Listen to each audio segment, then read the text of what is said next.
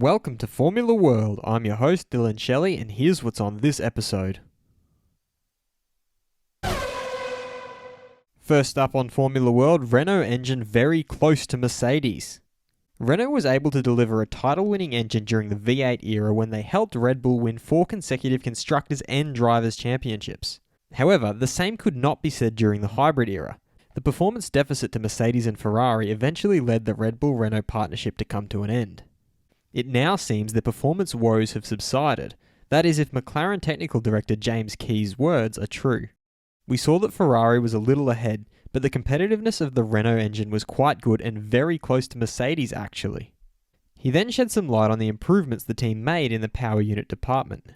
One of the positives of 2019 was that Renault took a very obvious step forward and improved the speed on the straight. That was definitely part of our improvement. He also alluded to the fact that all the different engines in F1 are now closely matched. The times when the engines were very different basically disappeared last year. If Key is right, then the scintillatingly close fight for race wins in both the championships that fans of the sport have been wishing for might finally become a reality.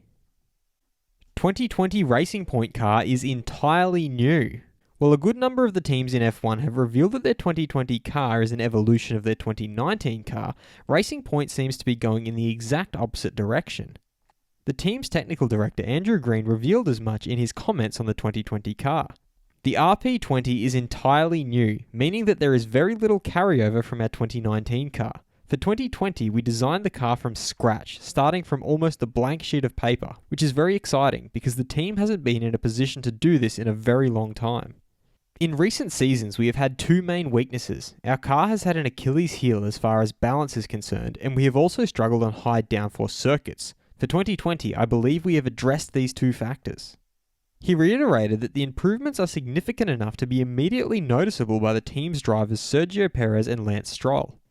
As such, the drivers should notice a significant difference in terms of on-track performance. Both Checo and Lance have already noticed a change in the simulator, so we're hopeful that this performance will carry out over onto the track, especially with a strong combination in our driver lineup.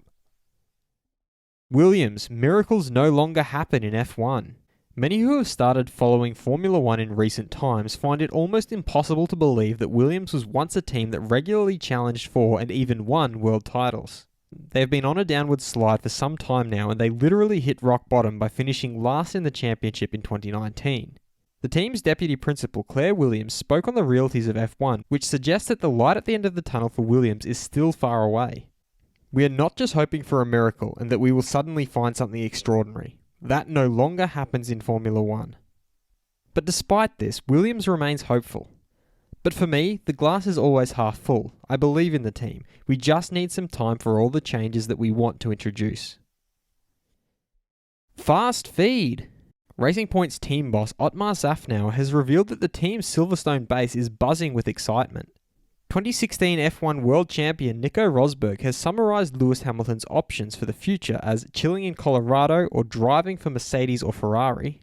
He also praised Red Bull's star driver Max Verstappen copiously by calling him just sensational and one of the greatest talents and perhaps the fastest driver in F1 currently. Red Bull Racing has confirmed that Max Verstappen will handle testing duties in the first day, followed by Alex Albon on the second day, with the two sharing the car on the final day of the official pre-season testing in Barcelona. Red Bull advisor Helmut Marko considers Mercedes with Hamilton as the favourites, but sees Red Bull as their first challengers for the 2020 F1 Championship.